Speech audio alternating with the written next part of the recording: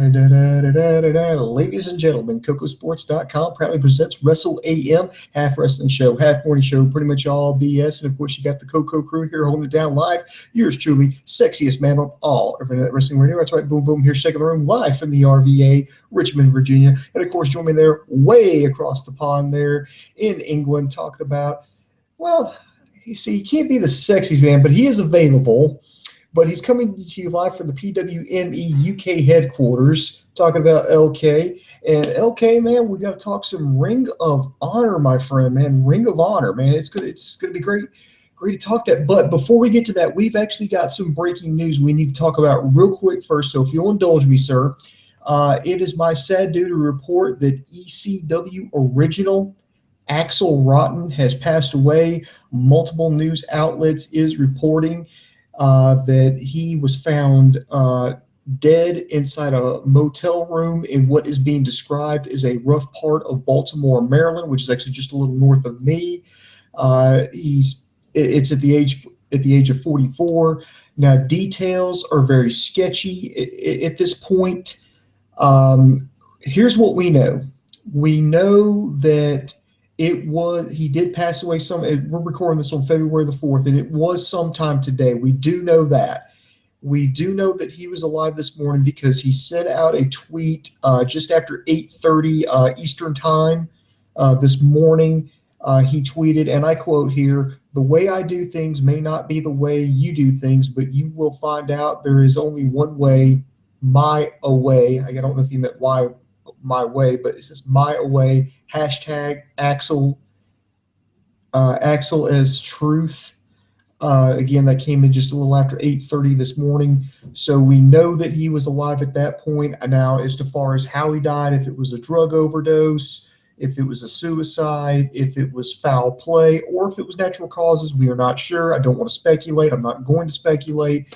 And again, this is breaking news. This is all the information that we have. We're going to follow this over at KocoSports.com, and we'll also follow this at ProWrestling.me. So be sure to check there for updates. Now, LK, I pretty much said pretty much all the information we have. So let me just briefly, I'll just tell you, it's a very sad day for professional wrestling. Axel Rotten, I remember him, of course, through his ECW days. He was known as a hardcore guy. Most people remember him in that memorable tag team with Balls Mahoney. So you had Balls and Axel.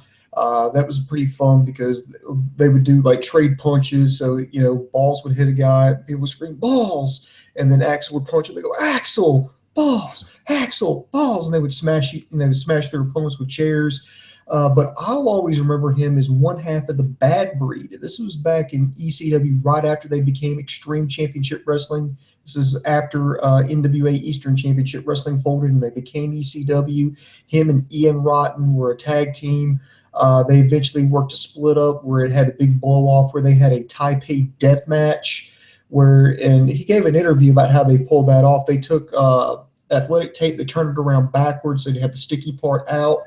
And they went with like this adhesive, and then they drank beer. They literally drank beer before this match, him and Ian, and then they smashed the beer bottles in a bucket, and then they dipped their hands in the glass, and that's how they got the glass and everything for the Taipei death match.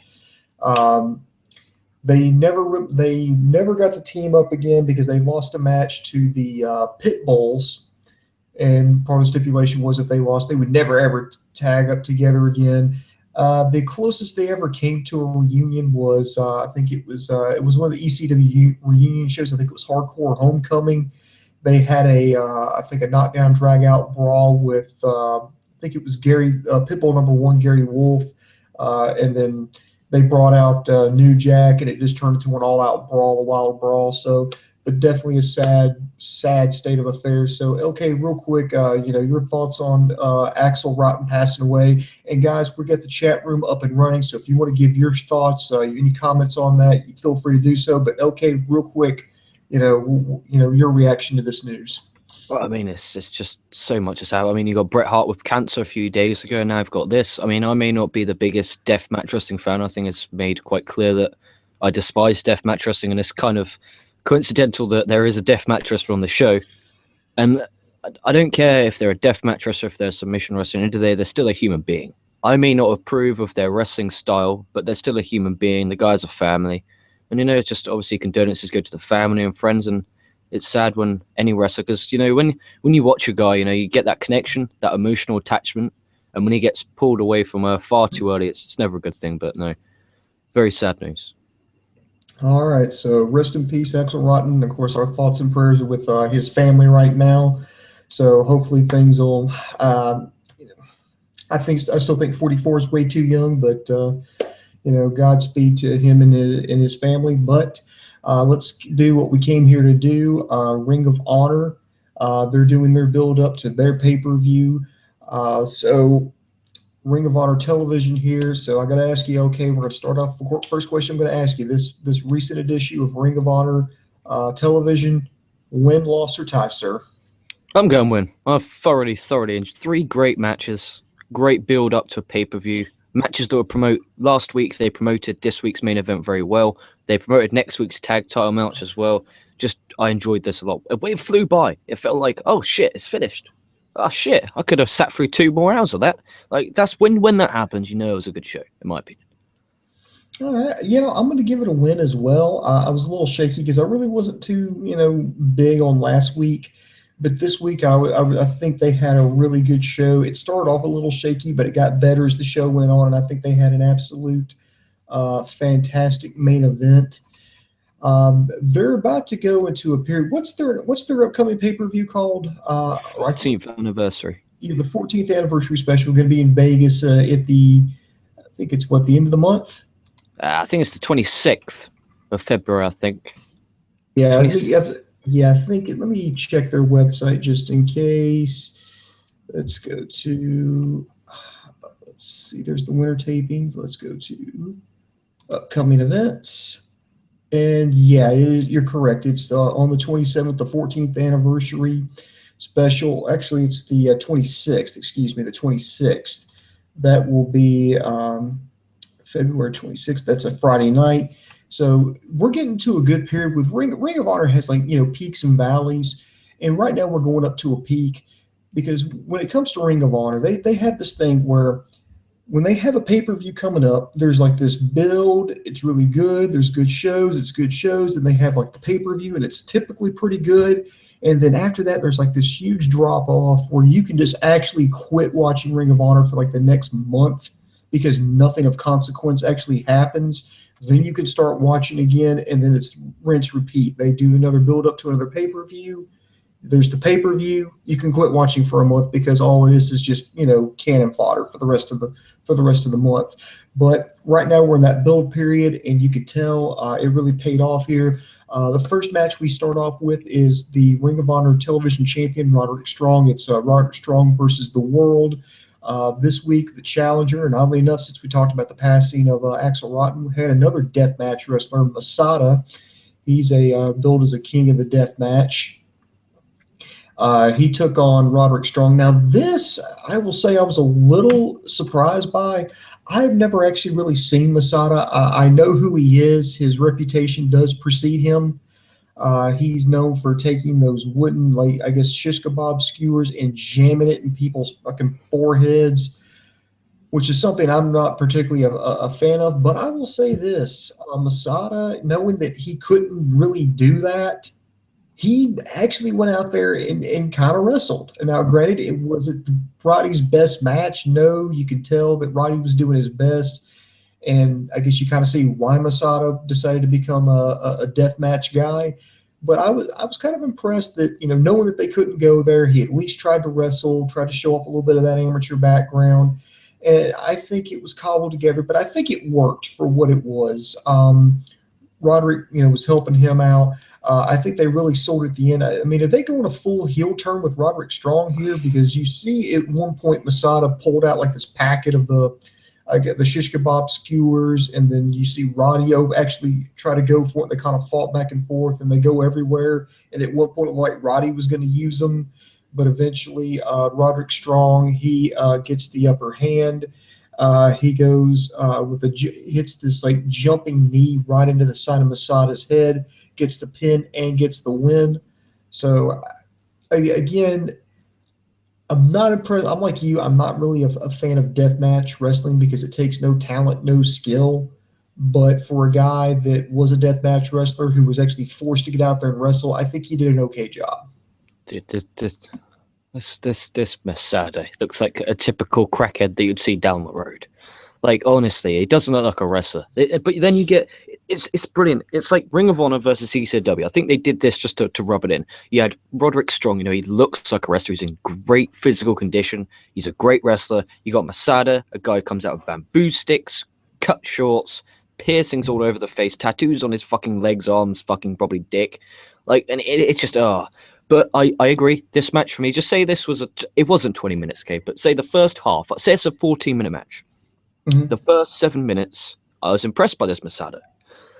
The minute he started, after the belly to back off the apron, which was very nasty, where Strong hit him with a belly to back on the apron. I think after that was a turning point of the match where he just started fucking up. Like he for instance, at one point he hit a belly to back on Strong in the ring, and he went too far, and Strong's knee hit his nose. They showed a replay of it. It was really nasty. He started breathing very, very heavy. I mean, he's very out of shape. I mean, got these bamboo sticks.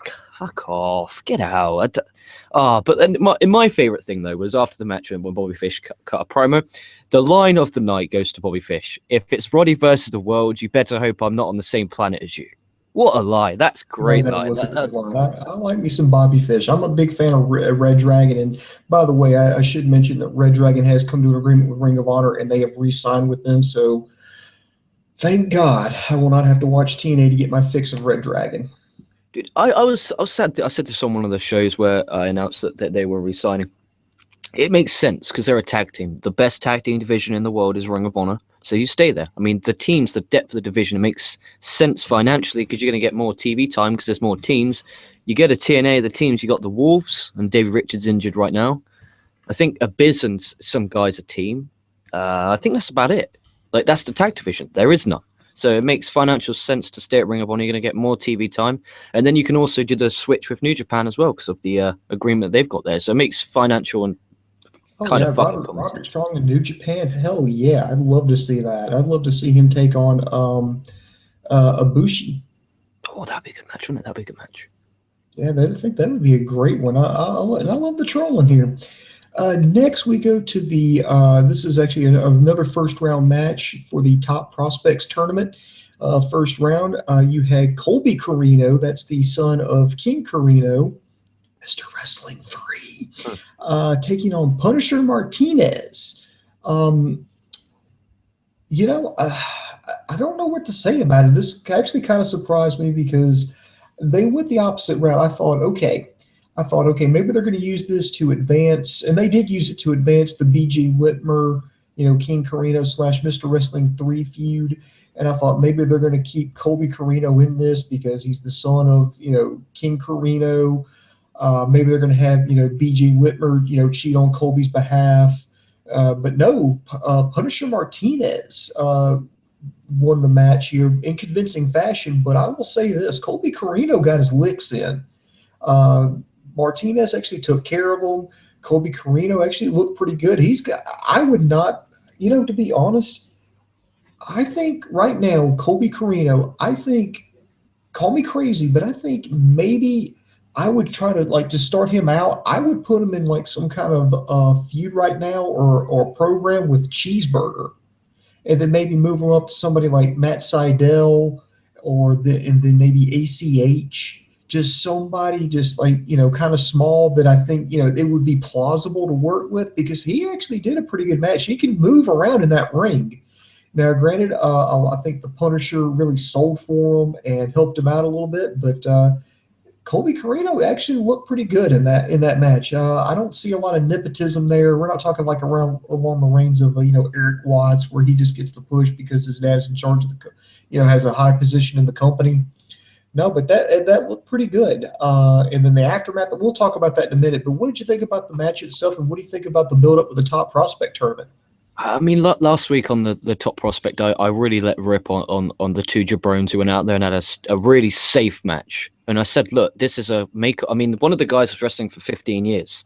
This is the biggest opportunity of his life, and he went out there and played it safe. Risk it all. Put your balls on the fucking table. And that's what these guys did. I mean, that power bomb onto the apron was fucking dirty. I mean, dirty. Insane. I mean, you also hit an air raid crash into a neck breaker. Corino with some stupid flip off the top to the floor with the crowd. He got the crowd on his side. The crowd were really into this. I was impressed by both men, and it was so much. I enjoyed it a lot more because of the aspect that last week the top prospect tournament really let me down. So far, Punisher Martinez, I'm rooting for you. I'm rooting for you and Punisher Martinez so far from what I've seen. Absolutely. And then afterwards, BJ Whitmer was like, oh, you gave it everything you had. And, why don't you just tell your dad, to remove his mask. And of course, Mr. Wrestling 3 is like, no, I'm just Mr. Wrestling 3. I'm just a commentator. And eventually BJ Whitmer, just has had enough. And he really wants to get his hands on Corino. So he does this by giving Colby 4 exploder suplexes in a row. Eventually, BJ Whitmer confronts Mr. Wrestling 3. Mr. Wrestling 3 helps Colby out of the ring, takes him to the back. Nigel McGuinness comes in and takes over for commentary as they go, because those two went to the back. I'm really hoping this pays off because they have been selling this feud for, I want to say, over a year now. They've been building up to something, and I really hope this pays off. There have been so many times I think they could have had this feud pay off. You could have had like this big blowout. And I thought maybe they're going to have, Colby actually go in there and, just, turn on King Corino on behalf of BJ Whitmer.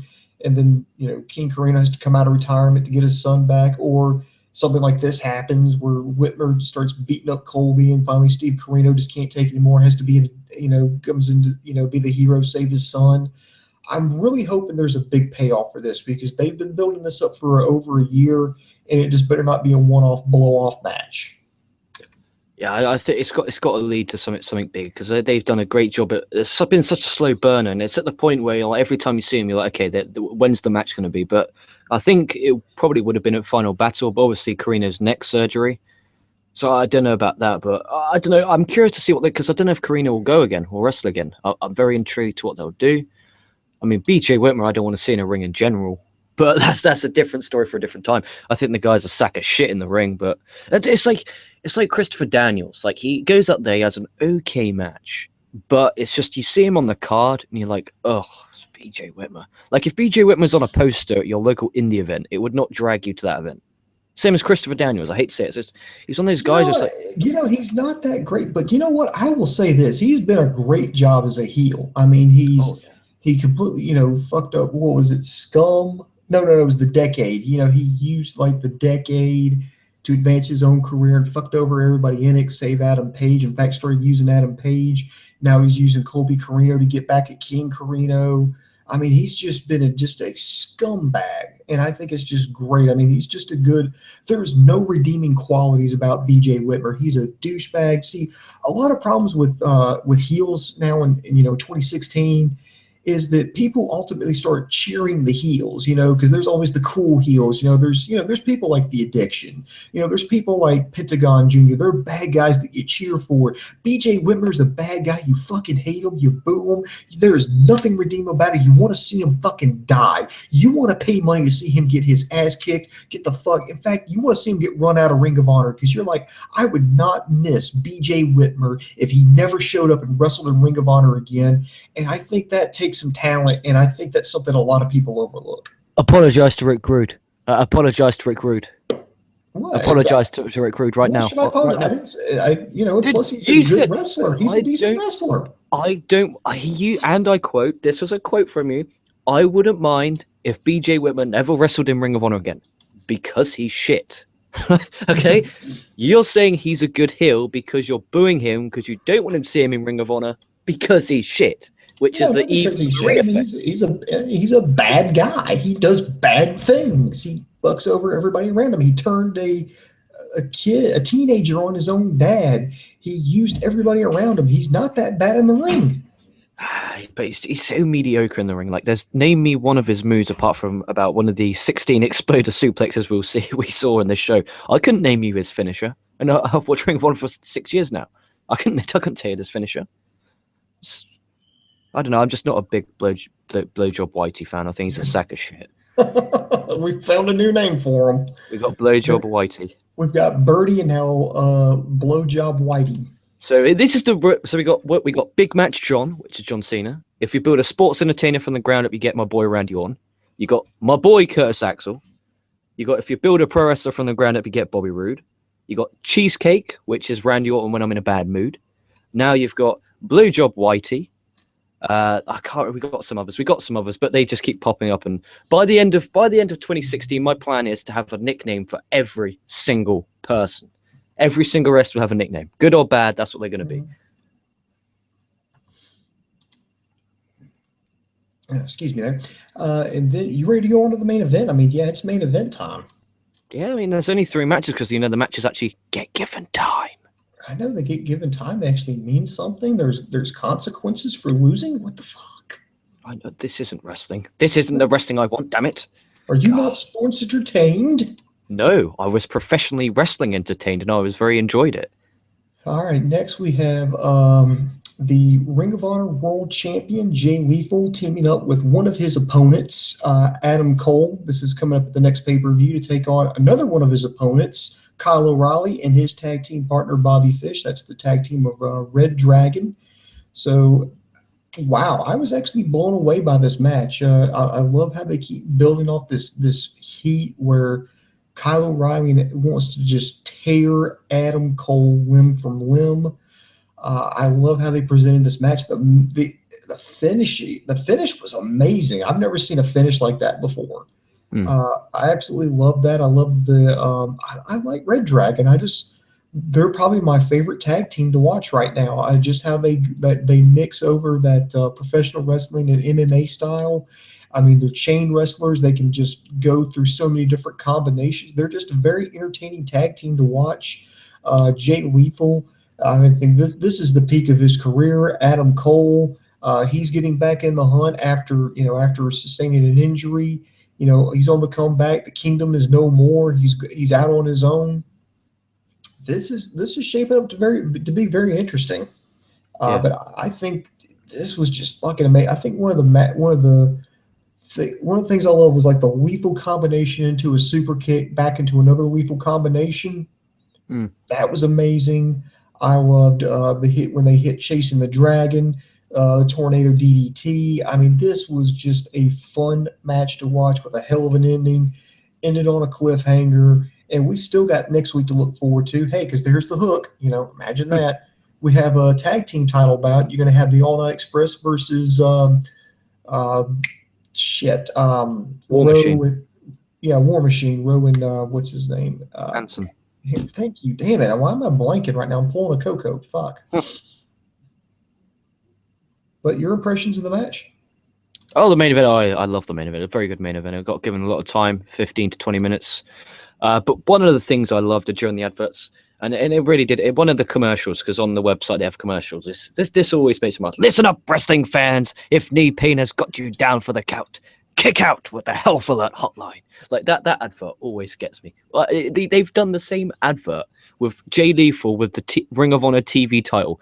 They still replay it over and over again every single show. You should see it. Did you see the one where Silas Young is selling is hawking Super Beta Prostate? Yeah. I think I remember that one. That's fucking hilarious. Dude, WWE needs to start doing adverts like this. Like, I found it an entertaining advert, and it's a good way of sponsorship. Like, don't really do backstage segments. Don't do the segments. Just do an advert like that. I found that entertaining. Like, I loved, back to the main event anyway, I loved how they kept teasing Cole and O'Reilly interaction the whole match. And then at the end, when they exchanged strikes in the middle of the ring, the crowd went bonkers because they told the story of, look, Kyle really wants Cole. Kyle will do anything to get his hands on Cole. Oh, fuck, Kyle's got Cole now. They're beating the shit out of each other. Yes, this is awesome. Like, it's really not difficult. And I loved how they protected the world champion by having Cole get pinned. But Cole doesn't really lose much momentum because Cole beat O'Reilly at Final Battle. So it's now one apiece heading into the 14th anniversary show with Lethal, O'Reilly, and Cole.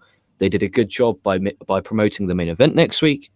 Why can't why can't Raw be like this? Like little nuances like promoting instead of presenting, having a main event with some importance, having a title match. Then you had a storyline development in there, and you also had some character development with Colby, Corino, and then also introducing new stars like the Punisher, Martinez. It's just a good wrestling show. If you enjoy wrestling in its sports form, you will love Ring of Honor. If you love Lucha Underground, see, this is what baffles me. I love Ring of Honor, but then at the same time, I love Lucha Underground. They're both so different. One's a sport, one's a TV show. How do we like both? It doesn't make sense. I mean, yeah, it does make sense. You know what? Let's go to some questions here. We've actually got some pretty good ones here in the comments section. I want to give a shout out to Racist Fan Rocks 4, Ray Mastani. Who else is there? Carlos Medina, Brandon Matthews. I want to thank all you guys for watching, following us live. But no, there's actually a couple that are in here that are pretty good here. And this first one is from Ray Mastani. He says, "Should ROH try to reach out to the casual audience?" No, And no. I think that's a good question. Now, obviously, I mean, yours is no, but why, sir? Right. The reason why I said no is because the reason why Ring of Honor is still around right now is because they have that very niche audience, that very select few audience. But that audience will pay for the merchandise. That audience will pay for tickets. That audience will pay for the pay-per-views. Okay, they're the internet wrestling fans. That's why they do internet pay-per-view. If Ring of Honor stopped doing that and tried to get the casual audience by having more characters, more storylines that are really wacky, then those hardcore wrestling fans who are the paying customers at the moment would go. They would go because the reason they watch Ring of Honor is because they love the sport aspect, and the casual viewers aren't interested in the sport. In my opinion, casual viewers, this has been said to me many times, like, why'd you watch Ring of Honor? If you want to watch like championship fights, go watch MMA. Like, no, it's in wrestling in its sports form will never go to casual viewers. I've heard this so many times. Oh, Ring of Honor is going to make it to the next stage. They're going to make it to the next stage. No, they won't. They don't need to. There's no need to. They're making good money now. Let's stick to what they can do, and they can do it very well. That's putting on good wrestling shows because they're a wrestling company. If they start doing some wacky, hokey pokey shit like WWE do with their sports entertainment brand, people will stop watching. Like, what's the point of trying to be like WWE when you could be like yourself and make some serious money? Because I guarantee you, Ring of Honor makes more money than TNA. Because TNA is sports entertainment. Don't you dare say it's pro wrestling, because it's not. It's TNA is WWE light. Okay, now I'm gonna watch Impact tomorrow because I've got a day off. I'm gonna watch Impact tomorrow and I'm gonna review it. Okay, so that's the question. So I can hear no more LKU reviewing Impact, Coca reviewing Impact, Boom's reviewing Impact. I'll be watching Impact. I'm giving an honest review on it, and I guarantee you these words will come out of my mouth. TNA is like WWE, but shit.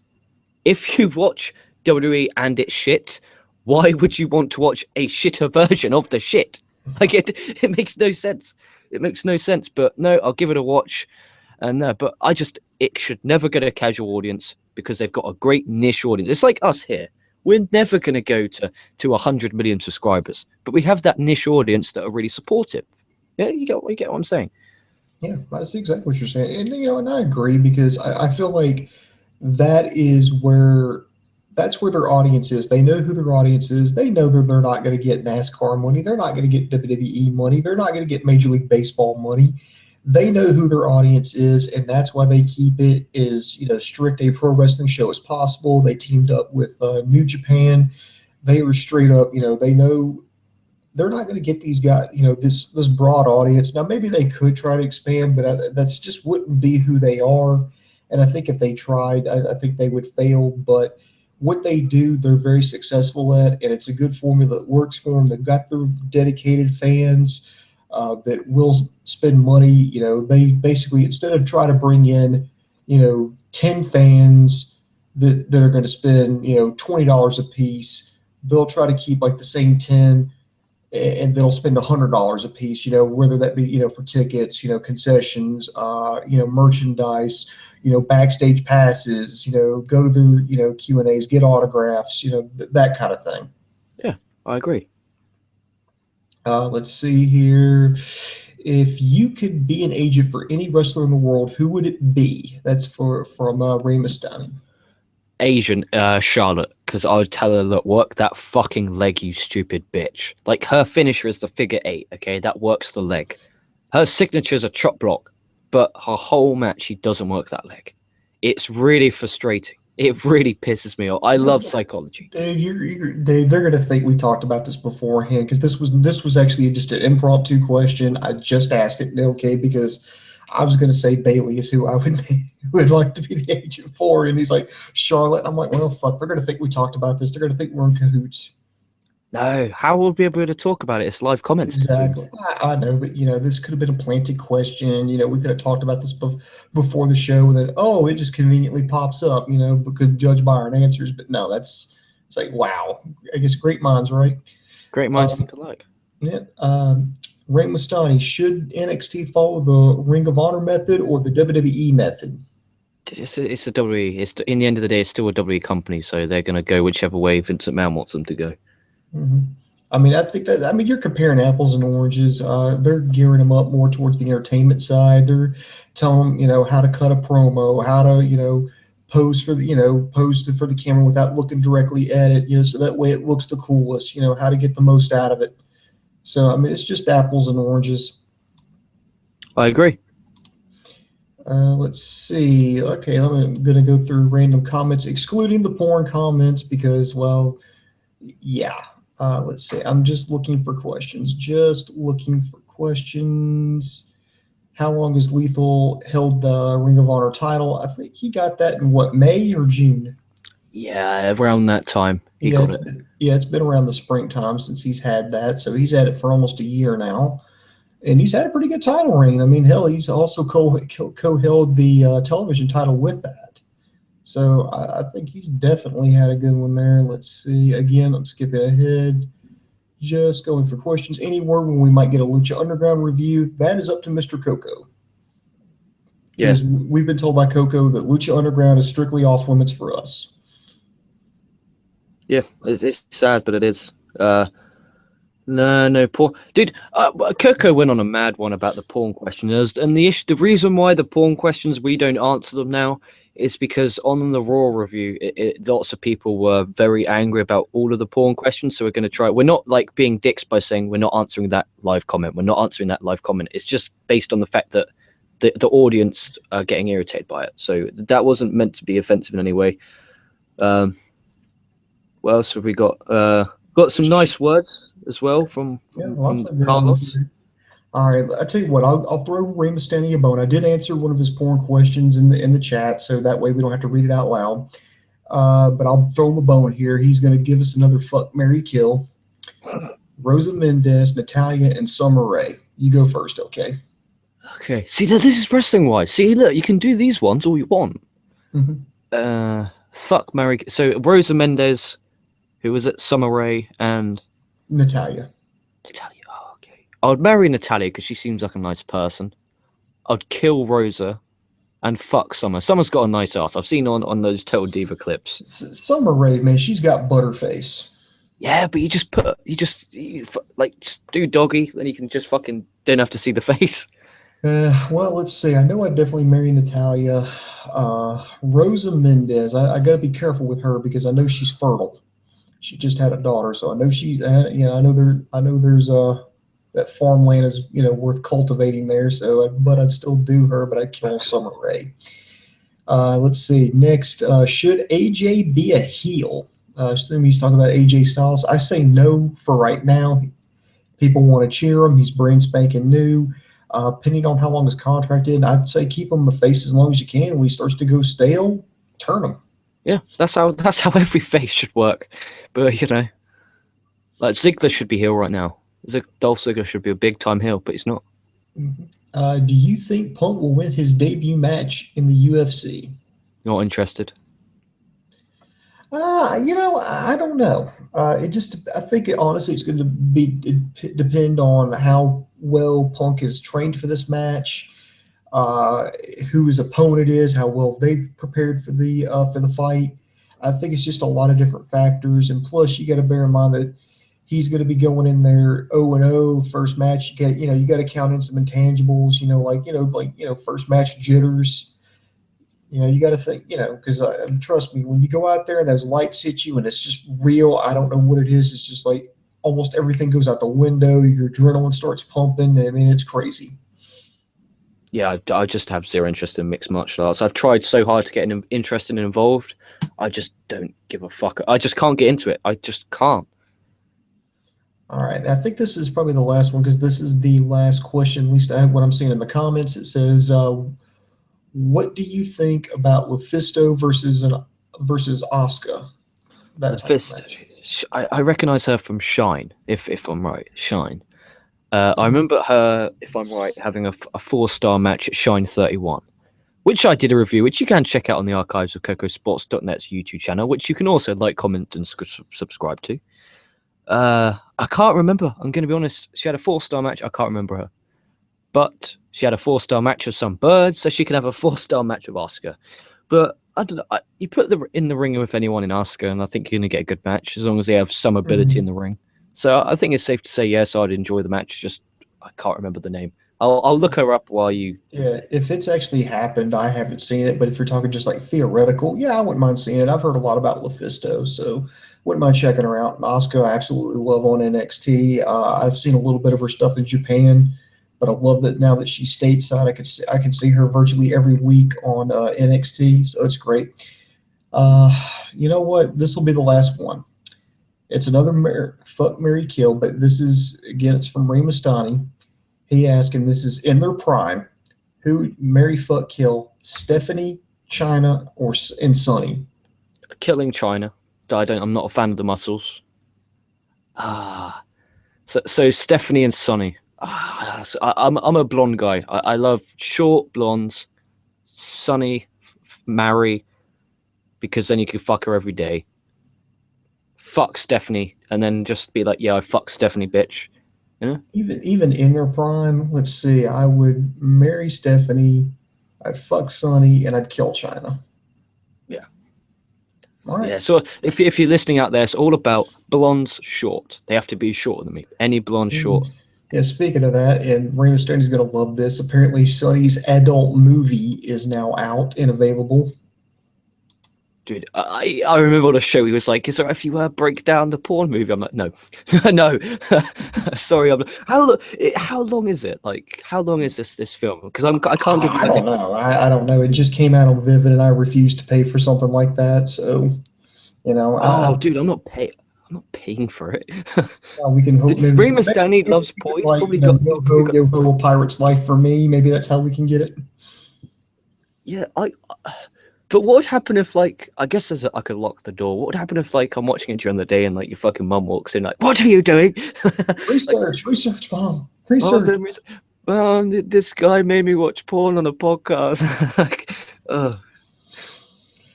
Yeah, always blame it on the boom boom. Yep.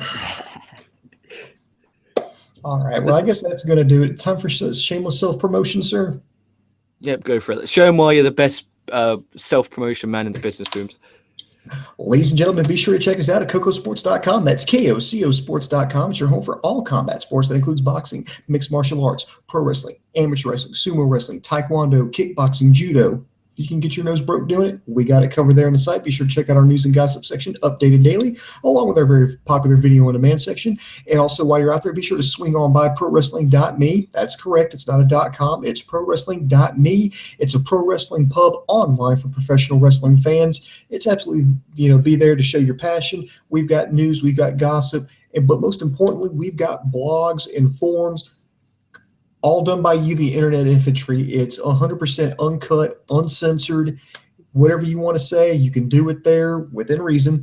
So be sure to check it out at ProWrestling.me. That being said, I am over. Bum bum bum bum bum bum bum bum bum bum bum bum bum bum bum.